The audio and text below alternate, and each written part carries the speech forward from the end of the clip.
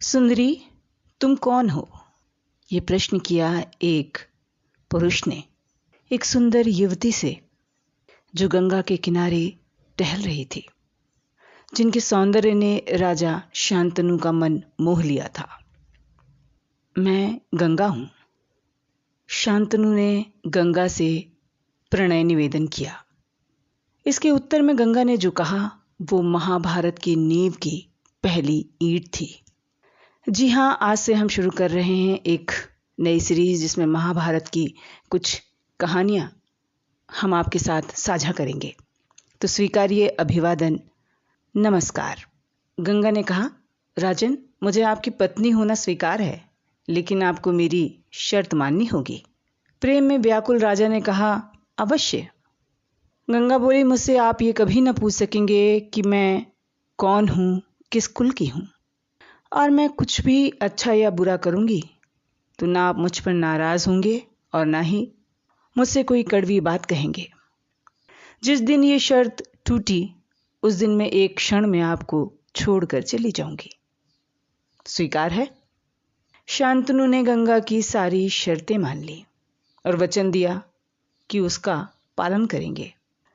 गंगा का शील और अचंचल प्रेम देखकर राजा शांतनु मुग्ध हो गए।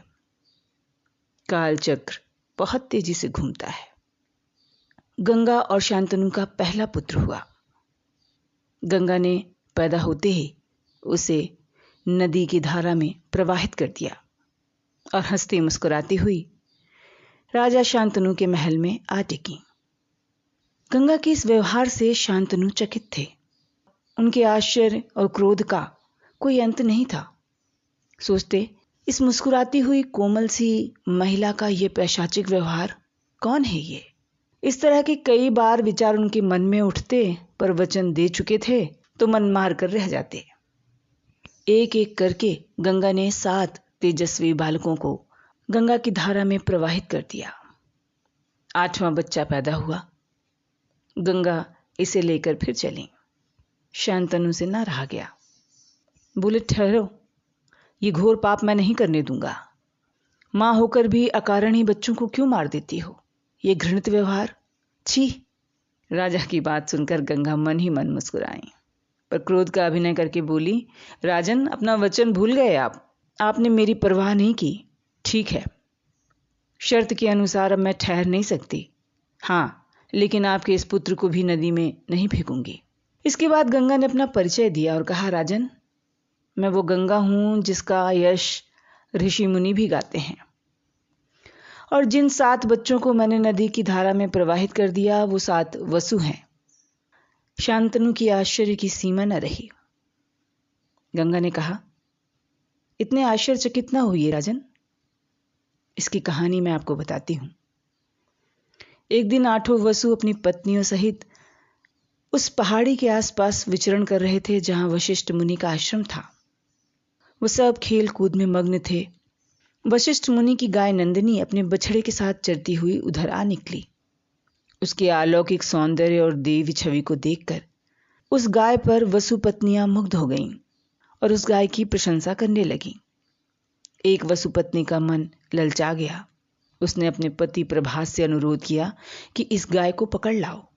सुनकर प्रभास हंसा और बोला, हम लोग देवता हैं, हमें दूध की आवश्यकता ही क्या है? फिर हम महर्षि वशिष्ठ के तपोवन में हैं, यह उनकी प्रिय गाय है। हम लोग तो अमर हैं, हम इसे लेकर क्या करेंगे? और फिर व्यर्थ में मुनिवर का क्रोध क्यों मोल लेना है? प्रभास ने पत्नी को समझाया, लेकिन वो नहीं मानी। महर्षि वशिष्ठ उस समय आश्रम में नहीं थे। पत्नी की जिद पर प्रभास दूसरे वसुओं की सहायता से नंदिनी और उस बछड़े को लेकर भाग गए। वशिष्ठ जब आश्रम लौटे और उन्होंने गाय और बछड़े को नहीं पाया तो सारा वन प्रदेश छान डाला, पर गाय नहीं मिली। तब मुनि ने अपने ज्ञान चक्षु से देखा और उन्हें पता चला कि ये वसुओं की करतूत है। इस धृष्टता पर मुनि वशिष्ठ ने उन्हें शाप दिया कि ये 8 वसु मनुष्य लोक में जन्म लें। मुनि का तपोबल ऐसा कि शाप देते ही वसु घबरा गए। बेचारे भागे आए और ऋषि के सामने गिड़गिड़ाने लगे। वशिष्ठ ने कहा, मेरा शाप टल तो नहीं सकता, तुम लोगों को मृत्युलोक में जन्म तो लेना पड़ेगा।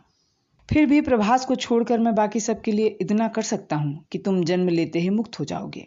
क्योंकि तुम्हें भड़काने वाला प्रभास था, इसलिए उसे मृत्युलोक में काफी दिन तक जीवित रहना होगा, पर वो होगा बड़ा यशस्वी। मुनि के आश्रम से लौटते हुए वसु गंगा के पास गए और अपना दुखड़ा कह सुनाया। प्रार्थना की कि वो पृथ्वी पर उनकी माता बने और उन्हें मुक्ति दें। मैंने उनकी प्रार्थना स्वीकार की और उनकी प्रार्थना के अनुसार मैंने 7 वसुओं को नदी में प्रवाहित कर दिया। राजन, ये जो बच गया है, ये 8वां वसु प्रभास है।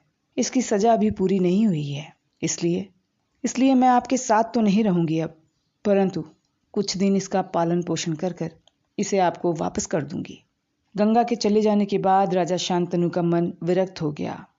उन्होंने भोग विलास से जी हटा लिया और राजकाज में मन लगाने लगे।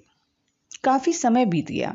राजा शिकार खेलते खेलते एक दिन गंगा के तट पर जा पहुंचे तो उन्होंने एक अलौकिक दृश्य देखा। किनारे पर खड़ा देवराज के समान एक सुंदर और गठीला युवक गंगा की बहती हुई धारा पर बाण चला रहा है। बाणों की बौछार से गंगा की प्रचंड धारा रुकी हुई है। ये दृश्य देखकर शांतनु दंग रह गए। इतने में ही राजा के सामने स्वयं गंगा आकर उपस्थित हो गई। गंगा ने युवक को अपने पास बुलाया और बोली, राजन, पहचाना मुझे और इस युवक को? यह तुम्हारा 8वां पुत्र देवव्रत है। महर्षि वशिष्ठ ने इसे वेद वेदांगों की शिक्षा दी है। शस्त्र ज्ञान में शुक्राचार्य और रण कौशल में परशुराम ही इसका मुकाबला कर सकते हैं। यह जितना कुशल योद्धा है उतना ही चतुर राजनीतिज्ञ भी। आपका पुत्र आपको सौंप रही हूं, अब ले जाइए इसे अपने साथ। गंगा देवी ने देवव्रत का माथा चूमा और राजा के साथ उसे विदा किया। अब वक्त हो चला है मेरी भी विदाई का, तो दीजिए अनुमति। नमस्कार। मिलते हैं अगली कड़ी में। तो सुनते रहिए महाभारत की कथाएं।